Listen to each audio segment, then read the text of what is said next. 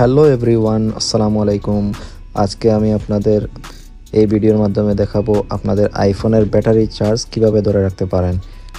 তো চলে আসুন মূল ভিডিওতে, কিছু ট্রিক্স দেখাবো, আপনারা ফলো করুন।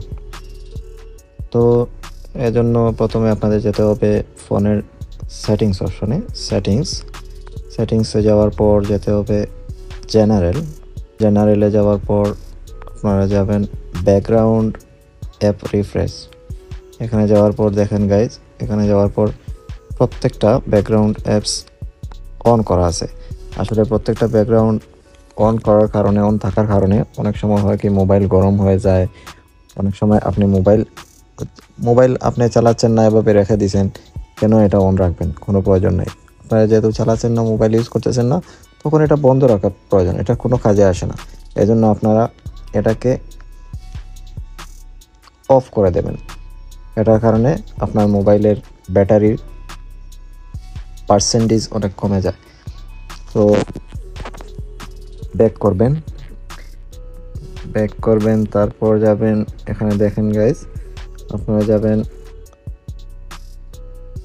জেনারেলে যাওয়ার পর দেখেন নিচে আছে এয়ারড্রপে ক্লিক করবেন। এয়ারড্রপে দেখেন এভরিওয়ান ফর 10 মিনিটস, এখানে আমরা রিসিভিং অফ করে দেব।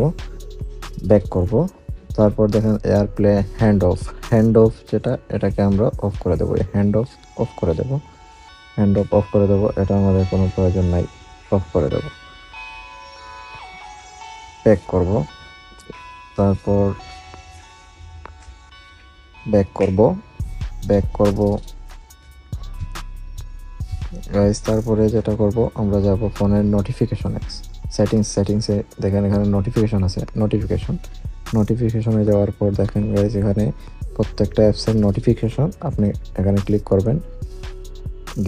গেমসের দেখেন নোটিফিকেশন, এটার নোটিফিকেশন আমার কোনো প্রয়োজন নাই, এটা বন্ধ করে দেবেন, এটা অফ করে দেবেন। প্রত্যেকটা যেটা আপনার প্রয়োজন সেটা রেখে বাকিটা অফ করে দেবেন। প্রত্যেকটা আপনার নোটিফিকেশন অফ করে দেবেন। আমি এভাবে প্রত্যেকটা অফ করে দিলাম। ওকে, অফ করে দিলাম।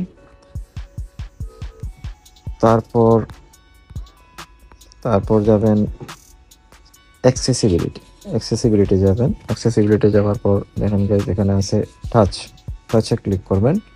টাচে ক্লিক করার পর নিচে স্ক্রল ডাউন করে দেখেন ভাইব্রেশন আছে। এই ভাইব্রেশনের কারণে অনেক সময় ভাইব্রেশন হয়, ফোন আসলে ভাইব্রেশন হয়, এটার কারণে মোবাইলের অনেক চার্জ কমে যায়। কিন্তু এই জন্য আমরা ভাইব্রেশন অফ করে দেব, ভাইব্রেশনটি অফ করে দেব। এখানে কাজ শেষ, আমরা ব্যাক করার পর আমরা যাব প্রাইভেসি সিকিউরিটি যাব। প্রাইভেসি সিকিউরিটি যাওয়ার পর এখানে গাইজ, এখানে আছে লোকেশন সার্ভিসে ক্লিক করব। লোকেশন সার্ভিস অন আছে। এখানে দেখেন লোকেশন সার্ভিসের নিচে স্ক্রল ডাউন করবেন, সিস্টেম সার্ভিসে ক্লিক করবেন। দেখেন গাইজ, এখানে প্রত্যেকটা অন করা আছে, এটা কিন্তু কোনো প্রয়োজন নাই, প্রত্যেকটা আপনারা অফ করে দেবেন। এটা লোকেশন প্রত্যেকটা অফ করে দেবেন, এভাবে অফ করে দেবেন। আর এটা ইমার্জেন্সি কল অ্যান্ড SOS, এটা অনেক সময় মোবাইল লক হলে অনেক সময় প্রয়োজন হতে পারে, এজন্য এটা অন রাখবেন।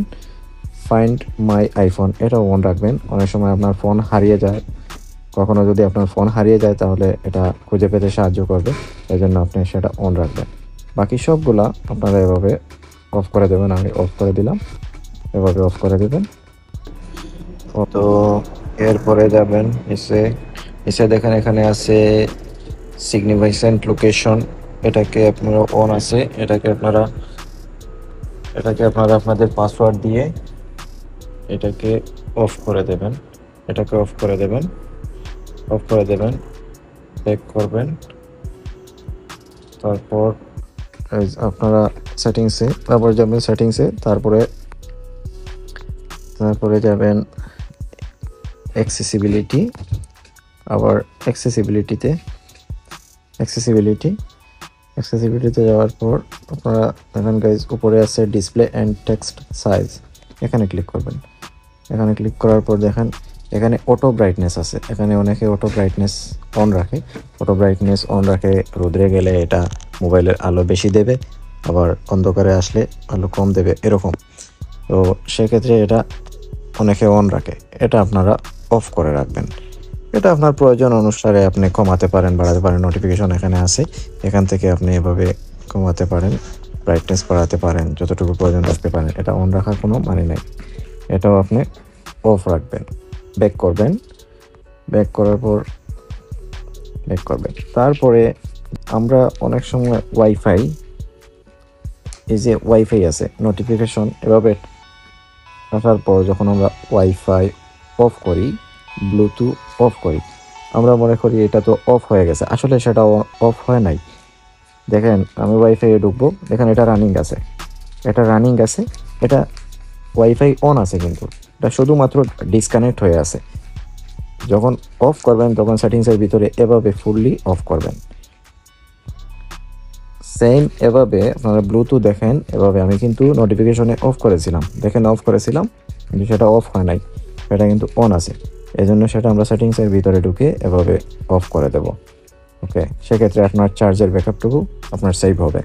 ওকে, এরপরে আপনারা যাবেন ফোনের, দেখেন সেটিংসের ভিতরে গিয়ে আপনারা যাবেন display and brightness, display and ব্রাইটনেসে ক্লিক করবেন। তারপর দেখেন এখানে আছে অটো লক, মানে অটো লক আছে। অটো লক আইজ অনেকের 2 মিনিট 3 মিনিট এরকম থাকে, আপনারা দিবেন 30 সেকেন্ডে, এখানে দেবেন 30 সেকেন্ডে। 30 সেকেন্ডে দেওয়ার পর আপনারা ব্যাক করবেন, কেননা 30 সেকেন্ডের পর আপনার স্ক্রিনটি অটোমেটিক অফ হয়ে যাবে।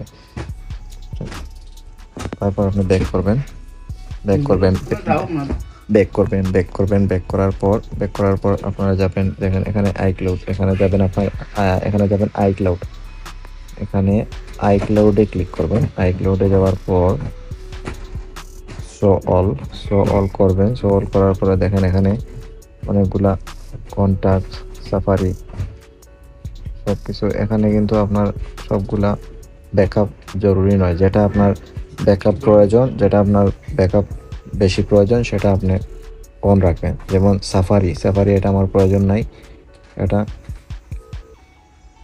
সাফারি আমি অফ করে দেব, সাফারি অফ করে দেব। সাফারি অফ করব, রিমাইন্ডার অফ করব, ওয়ালেট, গেম, আমি সিরি অফ করব, এটা অফ করব। যেটা প্রয়োজন সেটা রাখবেন, বাকিগুলা আপনারা অফ করবেন। ম্যাপস এগুলা অফ করবেন, সব কিছু এগুলো আপনার কোনো কাজে আসবে না। এটা ড্রাইভ, এটা প্রয়োজন হলে এটা রাখবেন, এগুলো ঠিক আছে। এভাবে আপনারা চেক করে যেটা আপনার ব্যাক করবেন। এরপরে আপনার কাজ এখানে শেষ হয়ে গেছে। তো এভাবেই আপনারা আপনাদের ফোনের ব্যাটারি ক্যাপাসিটি অনেক বাড়িয়ে দিতে পারেন। এভাবেই আপনাদের ফোনের চার্জ ধরে রাখতে পারবেন, আইফোনের চার্জ ধরে রাখতে পারবেন। তো ভিডিওটি গাইজ ভালো লাগলে অবশ্যই আপনারা সাবস্ক্রাইব করবেন, আমাকে সাপোর্ট করবেন। ভালো থাকবেন, সুস্থ থাকবেন। আল্লাহ হাফিজ, আসসালামু আলাইকুম।